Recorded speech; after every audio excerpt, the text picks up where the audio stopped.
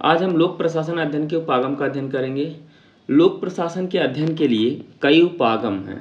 लोक प्रशासन के अध्ययन के लिए कई उपागम हैं, जिनमें से कुछ प्रमुख हैं, जैसे शास्त्रीय उपागम, नवशास्त्रीय उपागम, व्यवहारवादी उपागम, व्यवस्था उपागम, तुलनात्मक उपागम और पारिस्थितिकी उपागम। ये सभी उपागम जो हैं लोक प्रशासन अध्ययन के उपागम हैं, महत्वपूर्ण उपागम हैं। लेकिन प्रशासन के उपागमों को तीन मुख्य भागों में बांटा जा सकता है: शास्त्रीय उपागम, नवशास्त्रीय उपागम, व्यवहारवादी उपागम, व्यवस्था उपागम, तुलनात्मक उपागम और पारिस्थितिकी उपागम। ये सभी ही उपागम लोक प्रशासन के अध्ययन में महत्वपूर्ण भूमिका निभाते हैं। लेकिन लोक प्रशासन के उपागमों को तीन मुख्य भागों में बांटा जा सकता है। कितने? तीन मुख्य भागों में बांटा जा सकता है। सबसे पहला है शास्त्रीय या पारंपरिक दृष्टिकोण उपागम। शास्त्रीय पारंपरिक दृष्टिकोण, इसके तहत वैधानिक, ऐतिहासिक, संरचनात्मक, नौकरशाही एवं वैज्ञानिक प्रबंध उपागम आते हैं। शास्त्रीय उपागम के अंतर्गत कौन कौन से उपागम आते हैं? वैधानिक उपागम, ऐतिहासिक, संरचनात्मक, नौकरशाही एवं वैज्ञानिक प्रबंध उपागम आते हैं। इसके अंतर्गत हेनरी फ्यूल, लूथर गुलिक, उर्विक, फ्रेडरिक टेलर और मैक्स वेबर के विचारों का अध्ययन किया जाता है। शास्त्रीय उपागम के अंतर्गत हेनरी फ्यूल, लूथर गुलिक, उर्विक, फ्रेडरिक टेलर और मैक्स वेबर के विचारों का अध्ययन किया जाता है। सबसे पहले हम देख लेते हैं वैधानिक उपागम क्या होता है। यह उपागम प्रशासन को कानून और औपचारिक नियमों के आधार पर देखता है। यह चाहता है कि प्रशासन जो है कानून और औपचारिक नियमों के आधार पर ही चले। दूसरा है संरचनात्मक उपागम। संरचनात्मक हम क्या देख रहे हैं? शास्त्रीय उपागम के अंतर्गत आने वाले उपागम। वैधानिक उपागम जो कानून और औपचारिक नियमों के आधार पर देखता है प्रशासन को।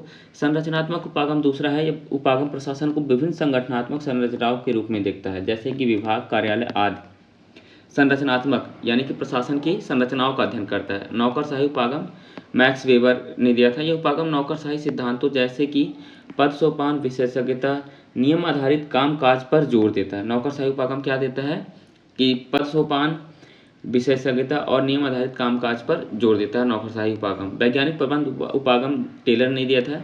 यह उपागम प्रशासन में वैज्ञानिक तरीकों और तकनीकों पर उपयोग पर जोर देता है। यह वैज्ञानिक प्रबंध उपागम क्या देता है कि प्रशासन में वैज्ञानिक तरीकों और तकनीकों पर जोर देता है कि उसी के अनुसार सारी चीज़ें चले, जैसे समय और गति का अध्ययन करना। तीसरा है नवशास्त्रीय सिद्धांत तथा मानव संबंध आंदोलन।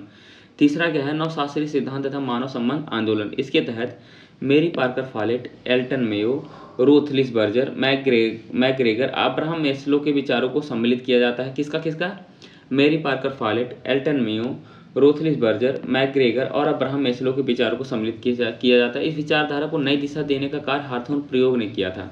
हार्थोन प्रयोग क्या था? हार्थोन प्रयोग एक कारखाने के अंतर्गत हार्थोन ने प्रयोग किया था, जिसके अंतर्गत औपचारिक संगठन के अंतर्गत अनौपचारिक संगठन पाया था कि एक औपचारिक संगठन है जो सरकारी या फिर प्राइवेट हो सकता है, जहाँ पर जो व्यक्ति काम करते हैं उनके अंदर जो है, उनके मध्य जो है मानवीय संबंध बन जाता है, एक दूसरे से संबंधित हो जाते हैं, वो उसी को अनौपचारिक संबंध कहा जाता है। तीसरे नवशास्त्रीय सिद्धांत तथा मानव संबंध आंदोलन के अंतर्गत मानव संबंध उपागम आता है, जिसको एल्टन मेयो ने दिया था हार्थोन प्रयोग के द्वारा।